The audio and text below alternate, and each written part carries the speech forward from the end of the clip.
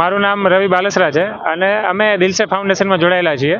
તો આજે જે કાળઝાળ ગરમી જોવા મળે છે, તમે જોવો તો 44 કે 45 ડિગ્રી સુધી ટેમ્પરેચર જોવા મળે છે. તો આજે મોરબીમાં અને હળવદમાં શરબત વિતરણનું આયોજન કરેલું છે. અલગ અલગ બીજા હજી 4-5 લોકેશન છે જ્યાં શનિવાર રવિવારે થશે. રાજકોટ છે, અમરેલી છે, ગોંડલ, સુરત, જામનગર, આવી અલગ અલગ જગ્યાએ શનિવાર રવિવાર આયોજન કરેલું છે દિલસે ફાઉન્ડેશન દ્વારા.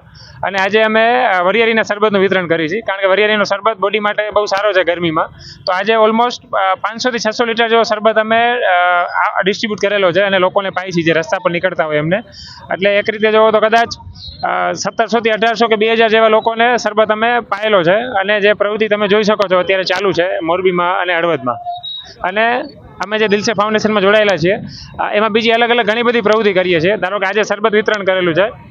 આની પહેલાં પોલીસ લાઇન મોરબીમાં વૃક્ષારોપણ કરેલું છે, જ્યાં 500 થી 600 વૃક્ષો વાવેલા હતા. મોરબીમાં અલગ અલગ જગ્યા પર અમે સફાઈનો કાર્યક્રમ પણ કરીએ છીએ કે જ્યાં વધારે કચરો જમા હોય ભેગો કરીને, જેમાં મોરબી નગરપાલિકા પણ અમને મદદ કરે છે કચરો સાફ કરવા માટે. તો અલગ અલગ ઘણી બધી એક્ટિવિટી કરીએ છીએ. બ્લડ ડોનેશન કેમ્પ છે જે હમણાં કરેલો અમે બ્લડ ડોનેશન કેમ્પ. તો એવા જે કાંઈ પણ સેવાના કાર્ય થઈ શકે એ અમે દિલસે ફાઉન્ડેશન દ્વારા કરીએ છીએ.